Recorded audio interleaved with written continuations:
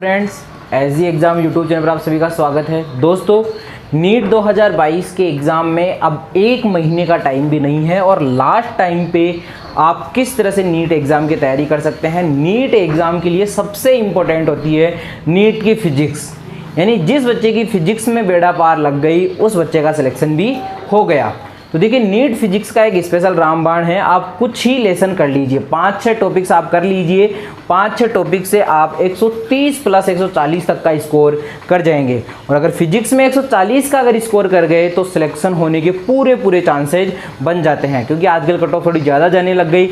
अगर 3-4 साल पहले की बात करें तो फिजिक्स में 100 नंबर भी बच्चे लेके आ जाते थे तो सिलेक्शन हो जाता था। अब 120 प्लस तो नेसेसरी लेके आना ही पड़ेगा, कैटेगरी कोई सी भी हो।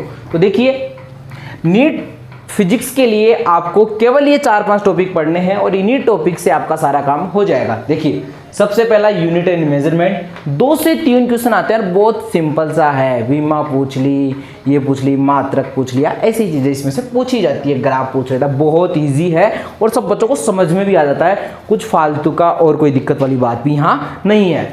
सेकंड है वर्क एनर्जी पावर, एक छोटा सा लेसन है और 3 क्वेश्चन यहाँ से देखने को मिलते हैं। वर्क एनर्जी पावर, एनएलएम मत पढ़िए, प्रोजेक्टाइल मोशन मत पढ़िए, वर्क एनर्जी पावर छोटा सा लेसन है वो पढ़ लीजिए।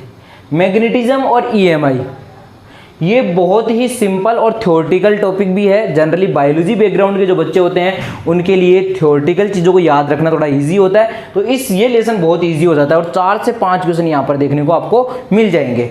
उसके अलावा रोटेशनल मोशन एक ही लेसन है और 3 क्वेश्चन आपको देखने को मिल जाएंगे। मॉडर्न फिजिक्स में छोटे 3 लेसन हैं, मॉडर्न फिजिक्स में छोटे 3-4 लेसन हैं और आपको मॉडर्न फिजिक्स से 8 क्वेश्चन तक मिल जाते हैं। यहाँ पर 8 से 9 क्वेश्चन तक भी आपको देखने को मिल जाते हैं। सेमीकंडक्टर अगर इसमें इंक्लूड करते हैं मॉडर्न फिजिक्स में तो 8-9 क्वेश्चन आपको आराम से देखने को यहाँ पर मिल जाते हैं। उसके बाद बात करें रे ऑप्टिक्स की, यानी देखिए, रे ऑप्टिक्स जितना बड़ा है उतनी बड़ी पूरी मॉडर्न फिजिक्स नहीं है। मॉडर्न फिजिक्स से 8-9 क्वेश्चन आ जाते हैं और रे ऑप्टिक्स से 3 से 4 क्वेश्चन आपको देखने को मिलेंगे, लेकिन इंपॉर्टेंट ये भी है। और रे ऑप्टिक्स 10th क्लास से बच्चे पढ़ते आ रहे होते हैं तो चीज़ें थोड़ी उसी के रिलेटेड रहती है, इसलिए बहुत इजी हो जाता है। करंट बहुत ही इंपॉर्टेंट टॉपिक है, ध्यान रखना, बहुत इंपॉर्टेंट टॉपिक है। वोल्टेज का रिलेशन काफ़ी ज़्यादा पूछता है यहाँ से और 3 से 4 क्वेश्चन इसमें से देखने को आपको मिल जाते हैं। थर्मल फिजिक्स बहुत इजी वाला टॉपिक है, थर्मल फिजिक्स, और यहाँ से 5 से 6 क्वेश्चन आपको देखने को मिलते हैं और ये 140 नंबर का आपका मैटर हो जाता है यहाँ पर। अगर फिजिक्स में 140 नंबर लेके आते हो तो फिर केमिस्ट्री में 150 प्लस नंबर आराम से आ जाते हैं। फिजिक्स में 150, केमिस्ट्री में 150, 300 नंबर आ गए, बायोलॉजी में 300 नंबर आए, जनरल कट ऑफ पार कर जाओगे। 600 नंबर आराम से लेके आ जाओगे। 600 नंबर पे जनरल कैटेगरी के बच्चे को भी लास्ट टाइम तक कॉलेज मिल ही जाती है। तो ये आपका तरीका है फिजिक्स में एक अच्छा स्कोर करने का।